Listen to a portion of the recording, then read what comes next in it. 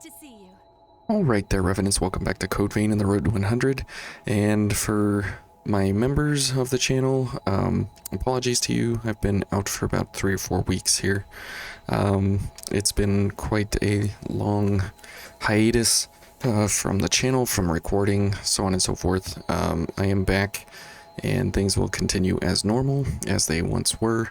I had a friend, I've been helping him rewire his house, so yep, it's it's a big project, but anyways, I'm back, and now that he's underway, we should be good to continue on with our life here. So thank you for your patience, everything for my subscribers.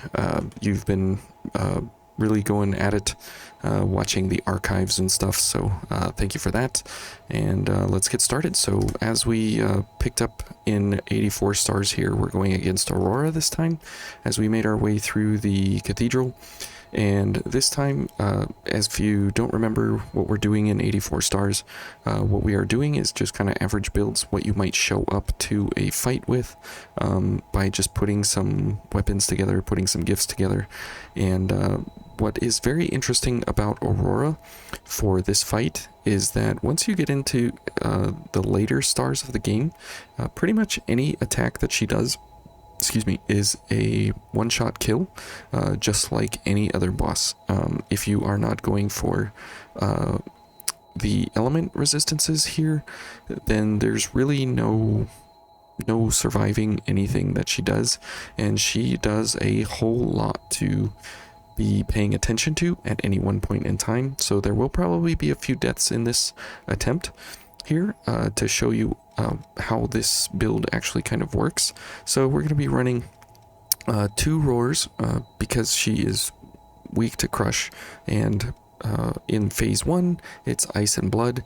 In phase 2 it's still ice and blood, but because she has a 20% reduction to ice and blood, we are going to be losing some of the benefit here of our roars, and that's just how it's going to be. But the reality is that what do you do about her fire blast? Typically it's a panic button on most people, because they think that, oh well, she's weaker during the fire transition stage, and so if I can stay in the fight a little bit longer, I can get bigger damage during that transition point, and that's true. However, there is a super value coming out of Vanishing Hollow, and you do not want to have any gift accelerators for your build here. Actually, let's get rid of that one too.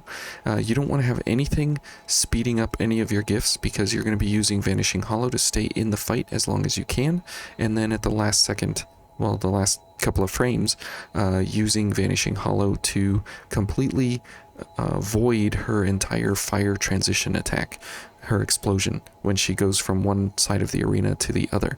So there are just enough iframes in Vanishing Hollow to make sure that you miss the entire explosion detonation of her firebomb, and then when she transitions to the other side of the arena, you are completely free of any kind of damage or destruction. So you can get in as many hits as you want, and then transition right into Vanishing Hollow. The problem with Vanishing Hollow is that it costs 2 ichor, whereas Shifting Hollow only requires 1 ichor, and this has a 5-second cooldown. So it is meant to be used during one giant attack, and for the case of Aurora, she actually does have that one point in time where she does have one giant attack that you know it's coming, you know to prepare for it, and you know to look for it. It's when she crosses her arms and they're filled with fire, and then she explodes when she throws her arms to the side, and then she transitions to the other side of the arena. So that is when you can use Vanishing Hollow with fairly good repetition, because she does not have a 5-second cooldown on that transition attack. It is much longer, and she does several other attacks in between, and it gives you enough time to get over to her and continue hacking and slashing. The Bardiche is one of the first pole arms that you come across in the game, and people kind of stick with it as they move through the game, and so I figured it's kind of a, one of the first and most average Bardiches pole arms that you come across here in the game. And so I figured that one with the rest of this business here is fairly average for fighting her. There are no defenses that we can speak of, so there is nothing that we can do to tank any of her hits.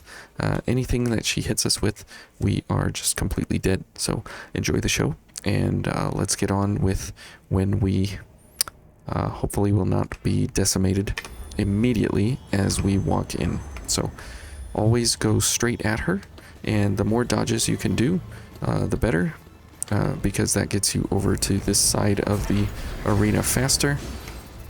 Good. Okay. Okay, here she goes. And pop. That was too early.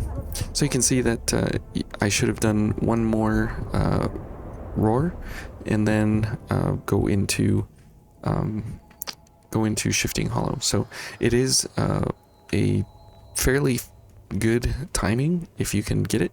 That was just poor execution on my part. So once you get it though, you'll be able to completely run through everything. So it's not a big deal. I have no idea why my haze is here, so don't ask.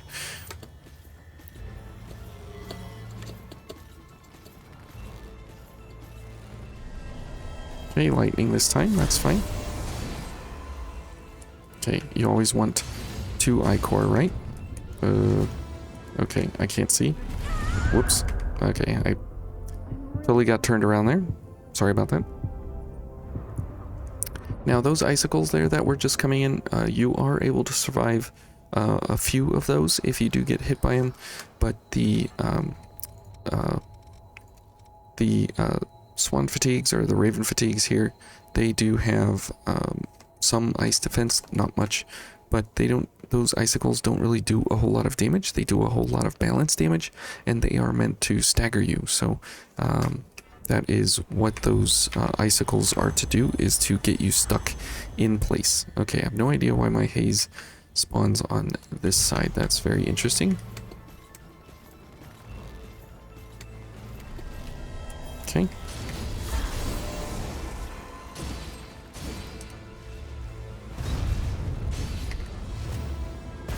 And go. There we go.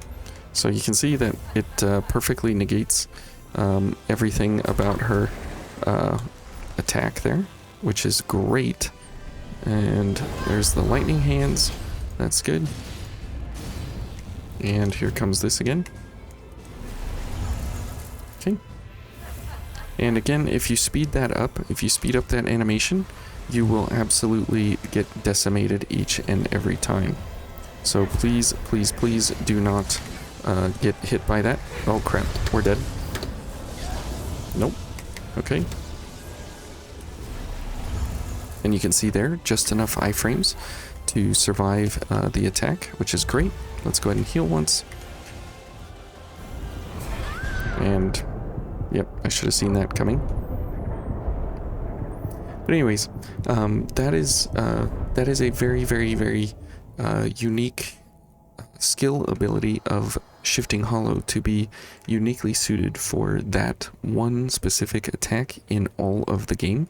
There are others that you can use Shifting Hollow for to negate the big blasts of the enemy.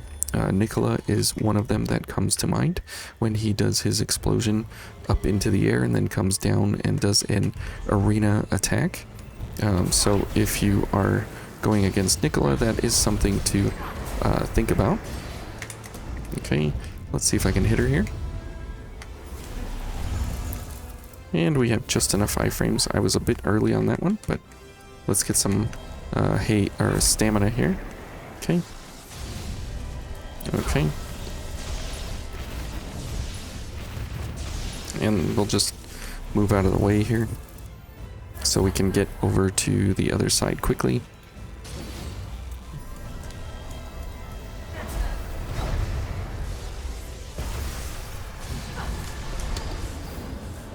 Okay, and here she comes.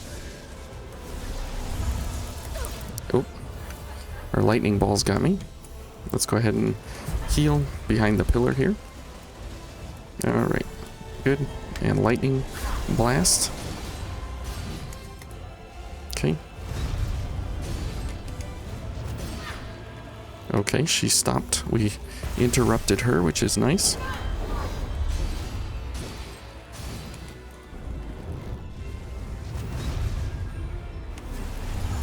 And same rinse and repeat here to run between the opposite sides of the arena. Now we do need to hopefully load up on Ichor here before we get into phase 2. So hopefully we can get as much as we can. We got 29, so that's good.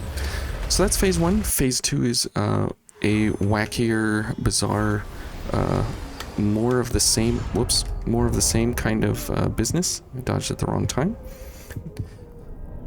And so that is this is kind of the average, most average kind of way you can go through Aurora. If you're not doing any kind of elemental resistances, you're not doing any kind of special techniques or builds or anything like that.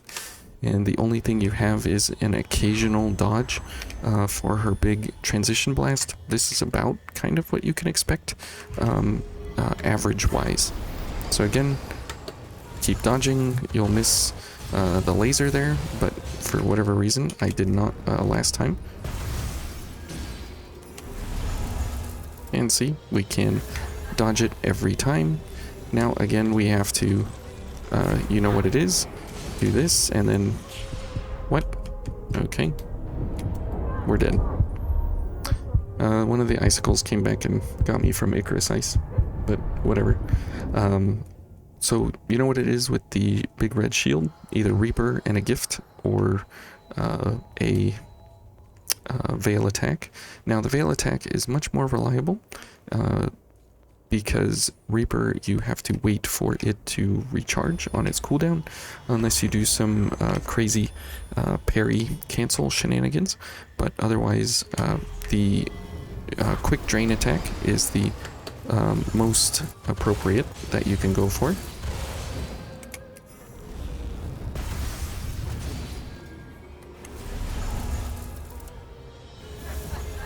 Now, obviously, you can just run away from her, right? And you don't have to, you know, you don't have to actually... I can't see anything here. You don't have to stand next to her when she's doing her fire explosion, right? You don't have to be there. Okay, now we definitely need to run here. Okay. Now you'll notice that we are not getting the great amount of Ichor that we were getting in phase 1. That is because Aurora is stingy in phase 2. Okay, that's nice. So you can see that we get quite a bit of damage from her when we are using our roars, which is nice. Okay.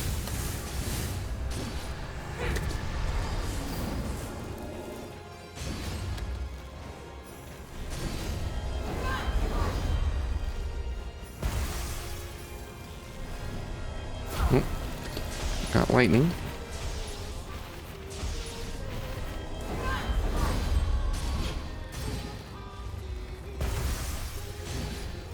Okay.